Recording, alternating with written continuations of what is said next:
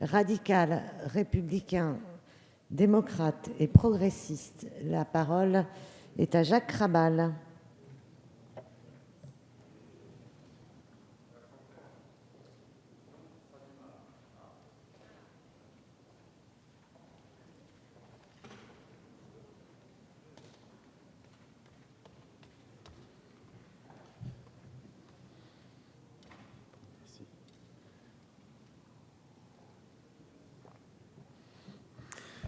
Madame la Présidente, Monsieur le Ministre, mes chers collègues, avec 8 programmes, 48 actions et un bleu de 456 pages, 15 rapporteurs, les crédits de la mission écologie, développement et mobilité durable concernent de nombreuses missions. Développement durable, optimisation des réseaux et services de transport, préservation des paysages, qualité de l'eau, biodiversité, politique maritime et enfin prévention des risques. Oui, ces missions sont capitales pour de nombreuses raisons, parmi lesquelles figurent bien évidemment les drames humains comme les inondations mortelles du sud de notre pays il y a quelques semaines. Et puis, à 20 jours de la COP21, chez nous ici en France, à Paris, l'importance de l'ensemble des politiques sectorielles concernées est indéniable. Pourtant, si je me réjouis que les enjeux de la transition écologique et énergétique figurent parmi les priorités d'action gouvernementale, et je tiens à souligner les effets positifs des TEPCV dans nos territoires, et particulièrement sur celui des portes de la Champagne. Pour autant, je m'inquiète de la baisse des crédits alloués à la majorité des programmes concernés. Donc, pour le ministère de l'écologie, du développement durable et de l'énergie, c'est une baisse de plus de 1%. Cela reste certes raisonnable, même si cette baisse est calculée hors direction générale de l'aviation civile. Enfin, la stabilité des ressources affectées aux agences de l'eau, à 2,3 milliards en 2016, est une nouvelle rassurante. L'ADEME échappe en partie aux baisses et garde ses 590 millions d'euros de capacité d'engagement, mais compte tenu de la montée en charge de ses missions, c'est un maintien de crédit un peu en trompe-l'œil.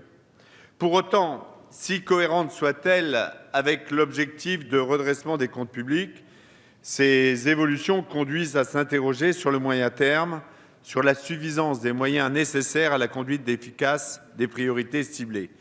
À cet égard, j'insisterai particulièrement sur les programmes 180 et 170 que je rapporte au nom de la Commission de développement durable pour la 3e année.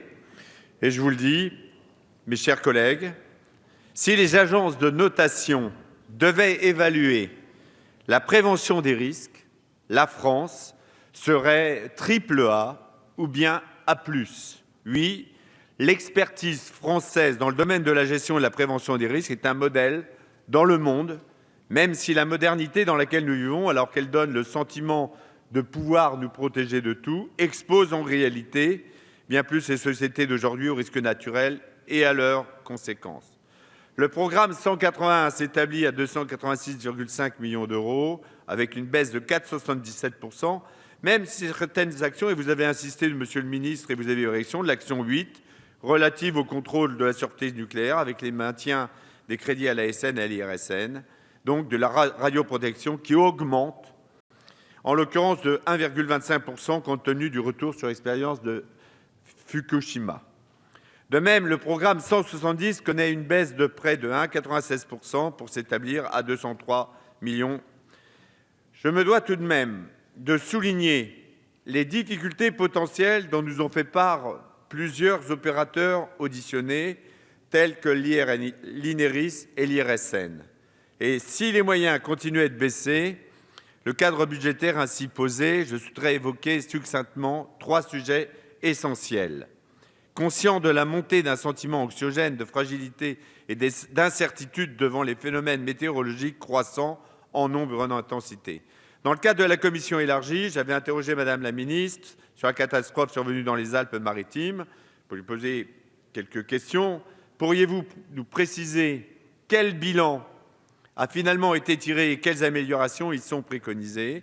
Quels moyens sont engagés pour améliorer la sensibilisation du public et l'investissement dans la recherche? J'ai également salué l'effort réalisé par Météo France et j'ai aussi posé un certain nombre de questions. Comment envisagez-vous de concilier l'ouverture des données publiques et l'allègement des coûts de transmission? Enfin, ma dernière question, plus succincte, porte sur le nouveau plan national santé-environnement. Vous avez ailleurs évoqué en commission élargie la mise en œuvre du PNSE 3 comme l'une des priorités nationales. Toutefois, pouvez-vous nous dire quelles sont les actions prioritaires en 2016 ? Quel sera le calendrier de leur mise en œuvre ?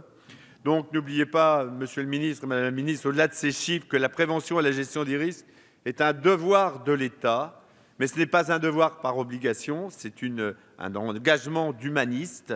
Il y a un non-sens qui part du principe que tout peut être évité, même si le risque zéro n'existe pas. Tout le monde essaye de repousser l'idée du risque. Et notre préoccupation est de rechercher les moyens pour éviter l'événement, parce qu'on ne peut empêcher une catastrophe de se produire, mais on peut l'empêcher de devenir un désastre. Le risque peut sortir d'être une contrainte extérieure incontrôlable et doit être perçu comme étant une composante de ce qu'il est possible de faire. Et comme l'écrivait pas Jean de La Fontaine, mais Alexandre Dumas, né à Villers-Cotterêts, dans le tome 1 du Comte de Monte Cristo, avant d'avoir peur, on voit juste. Pendant qu'on a peur, on voit double. Et après qu'on a peur, on voit trouble. S'il en va ainsi concernant la prévention et la gestion des risques, il en est de même pour les risques politiques dans l'Aisne et à Villers-Cotterêts.